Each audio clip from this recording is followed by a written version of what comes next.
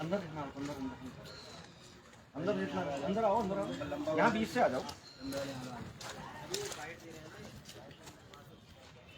अरे अभी कहाँ गए, इनको बुलाओ मनोज जोशी जी। सर आओ तो। आ जाओ गोस्वामी जी, आओ। मनोज जोशी मनोज जोशी।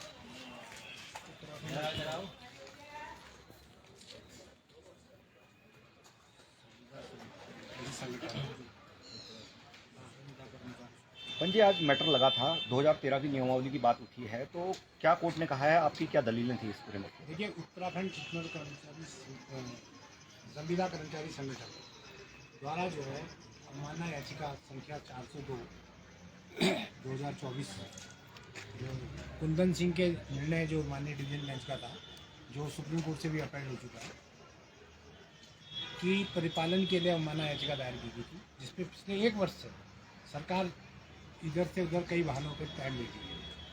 आज माननीय न्यायालय के सामने सरकार द्वारा एक कल दिनांक 1 जुलाई को जो एक जारी जीओ दायर किया गया, जिसमें कहा गया कि जो कट ऑफ डेट है पर्पज ऑफ सैलरी वगैरह इक्वल पे के लिए, वो 15/10/2024 तक बढ़ा दी गई है, 15/10/24 तक बढ़ा दी गई है और 1 मार्च 2026 से लागू किया गया। परंतु उन्होंने 3 फरवरी 2026 के जियो को यथावत रखा। हमारी मेन आपत्ति थी कि 3 फरवरी 2026 का जो जियो है, जो अनुबंध की बात करता है और ये कहता है इनको कोई सेवा लाभ नहीं प्राप्त होंगे, उन्हें नियुक्ति मानी जाएगी, नहीं। तो वो चीज़ें हमने कहा, जब ये न्यायालय के रिट में ही नहीं है, तो कैसे इसके लिए आप इन्फोर्स कर सकते हैं? दूसरा, नियमितीकरण के लिए इसमें कोई बात नहीं है। और 2017 में जिस तरह से सघन पुष्प में शासन ने इसी तरह उपनल एम्प्लॉइज़ को जो है रेगुलेशन किया, 2013 की नियमावली के हिसाब से इनको भी किया जाए।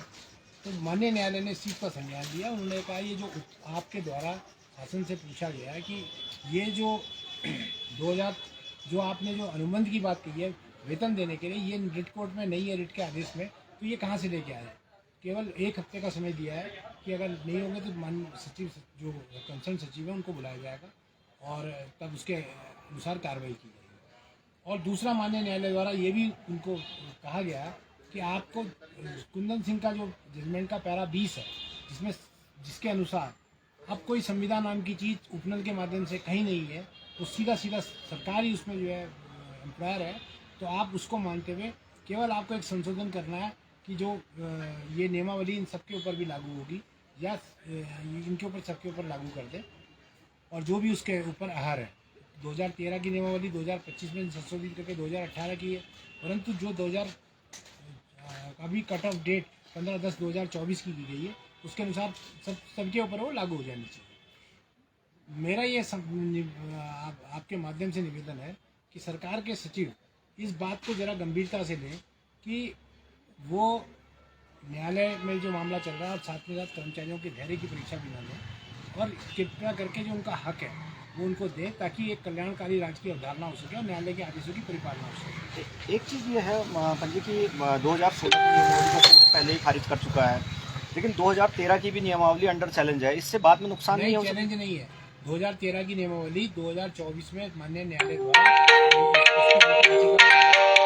की जा चुकी है, ये कहते हुए कि 5 वर्ष के स्थान पे 10 वर्ष बढ़ा जाए, और सरकार उसके बाद 2025 की नियमावली लेके आई है, जिसमें उन्होंने 10 वर्ष की सेवाएं की हैं, लेकिन उसे 2018 तक कर दिया। तो वो भी वो चैलेंज है। उन्होंने कहा ये कट ऑफ डेट जो है 2018 नहीं होनी चाहिए, ये जिस दिन न्यायालय का निर्णय हुआ उस दिन तक होनी चाहिए।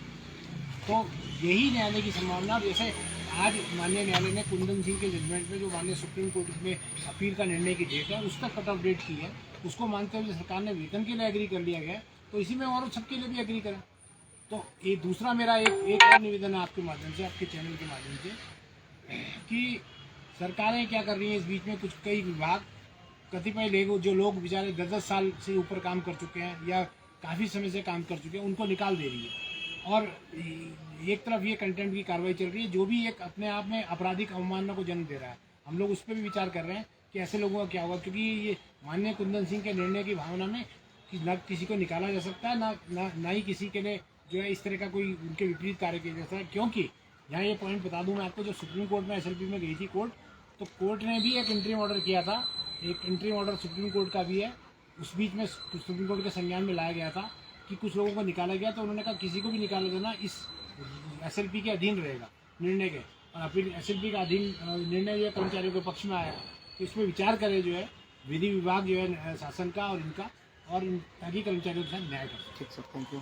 आ जाएगी इतनी लंबी? अच्छा सुनो, एक चीज़ अनुबंध तो मैंने बता दिया ना, अनुबंध की बात आई है।